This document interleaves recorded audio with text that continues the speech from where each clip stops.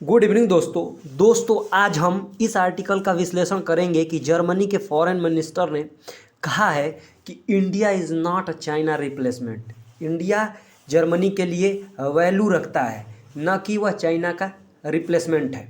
यह बात किसने करी है? जर्मनी के फॉरेन मिनिस्टर ने कहा है कि भारत जर्मनी का एक महत्वपूर्ण पार्टनर है, न कि वह चाइना का रिप्लेसमेंट है। ऐसा उन्होंने इसलिए कहा है कि जब एक भारतीय पत्रकार ने उनसे पूछा कि जर्मनी भारत के नज़दीक इसलिए आ रहा है क्योंकि चाइना से उसके रिलेशन खराब हो चुके हैं। किसके? जर्मनी के।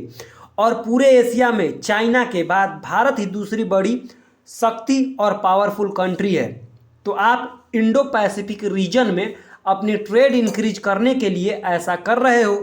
इस क्वेश्चन का आंसर देते हुए वहाँ के फॉरेन मिनिस्टर ने कहा कि भारत और जर्मनी कई मामलों में समान हैं, जैसे कि हम दोनों डेमोक्रेटिक कंट्री है, हमारे यहाँ फ्रीडम ऑफ स्पीच है, हमारे लोग अपनी भावनाओं को खुल के हमारे समक्ष प्रदर्शित कर सकते हैं, प्रदर्शन कर सकते हैं, विरोध कर सकते हैं, अपने विचारों को खुल के रख सकते हैं। तो भारत एक हमारा बहुत ही महत्वपूर्ण पार्टनर कंट्री है। मतलब जो हम भारत से हम एक दूसरे से एक तो डेमोक्रेटिक रूप से रिलेटेड हैं, और दूसरा चाइना की बात करी जाए तो चाइना एक कम्युनिस्ट गवर्नमेंट है, वहाँ पे डेमोक्रेसी टाइप की कैसी कुछ चीज़ चलती ही नहीं है।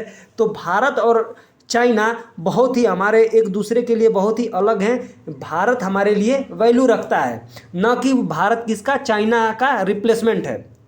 उन्होंने कहा कि हम भारत से केवल इकोनॉमिक सेंस के पार्टनर के रूप में नहीं जुड़ना चाहते हैं, हम भारत के साथ वैल्यू पार्टनरशिप के रूप में भी कनेक्ट होना चाहते हैं।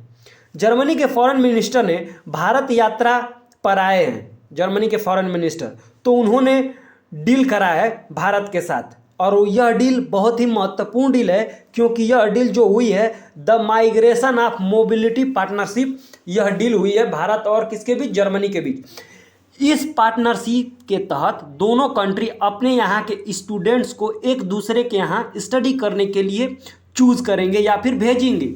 इससे भारत को क्या लाभ होगा? तो दोस्तों, इससे जो वेस्टर्न कंट्री में हमारी छवि बनी हुई है कि हम तीसरी वर्ल्ड के कंट्री हैं, हम बहुत गरीब कंट्री हैं, हमारे यहाँ शिक्षा बेहतर नहीं है, तो जब विदेशी बच्चे यहाँ पर आके स्टडी करेंगे तो वो समझेंगे कि oh my God, India is education hub, India बहुत बड़ा एजुकेशन हब है। सो उनका जो परसेप्शन है इंडिया के तरफ कि इंडिया एक गरीब कंट्री है, यहाँ पर केवल गरीबी है, तो वो परसेप्शन क्या हो जाएगा? बदलेगा। तो इससे भारत को यह फायदा होगा। जैसे मैं एक एग्जांपल देता हूँ, इससे पहले जो वेस्टर्न कंट्री थे वो मानते थे कि सबसे ज़्यादा जो डिजिटलाइजेशन है वह तेज जापान में हो रहा है, वहाँ पर बहुत तेज़ी से कार्य करता है, इंडिया में ऐसा कार्य नहीं करता है।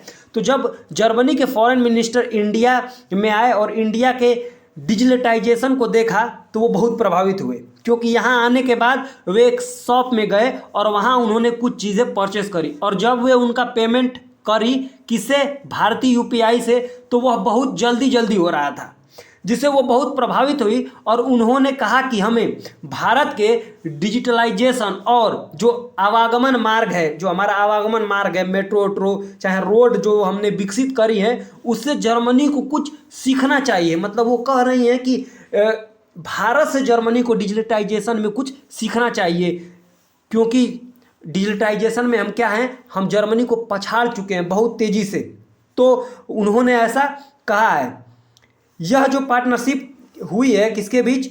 इंडिया और जर्मनी के बीच। इसके तहत भारतीय स्टूडेंट जर्मनी जाकर आसानी से पढ़ सकते हैं। मतलब इससे पहले अगर हम कहीं का वीज़ा लेते थे वेस्टर्न कंट्री का तो हमें बहुत तकलीफ होती थी, परंतु इस डील के तहत कोई भी आसानी से वीज़ा ले लेगा और क्या करेगा? जाकर वहाँ पर जर्मन में स्टडी कर सकता है।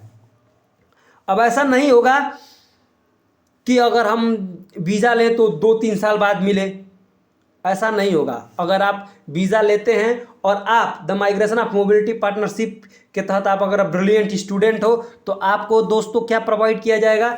आपको स्कॉलरशिप भी प्रोवाइड करी जाएगी, और आप जाकर जर्मनी में क्या कर सकते हैं? हायर एजुकेशन प्राप्त कर सकते हैं, और वहाँ के भी जाकर आप कल्चर को देख सकते हैं कि जर्मनी का कल्चर कैसा है, वहाँ के लोग कैसे रहते हैं। ठीक है। और सबसे बड़ी बात यह है कि इसके तहत आप वहाँ पर जाकर रिसर्च प्रोग्राम में भी भाग ले सकते हैं।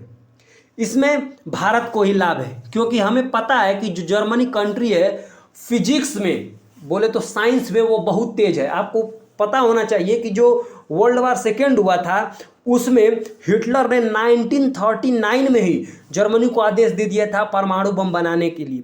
वहाँ के जो साइंटिस्ट थे वो इतने तेज थे कि वो पूरे वेस्टर्न कंट्री एक तरफ था और एक क्या जर्मनी एक तरफ था, तो पूरे वेस्टर्न कंट्री जितना तेज मिलकर बना रहा था उसे कहीं ज़्यादा तेज फिजिक्स में थे जर्मन वाले, वो तेज बना रहे थे। वो तो वहाँ पर स्थित एक जो यहूदी थी उन्होंने क्या करा कि वहाँ की जो ब्लूप्रिंट होती है बनाने की परमाणु बम की उन्होंने चुरा लिया और उसके बाद वो कहाँ पहुँच जाती हैं, यूएसए पहुँच जाती हैं और वह आइंस्टीन समेत अन्य वैज्ञानिकों को दे देती हैं।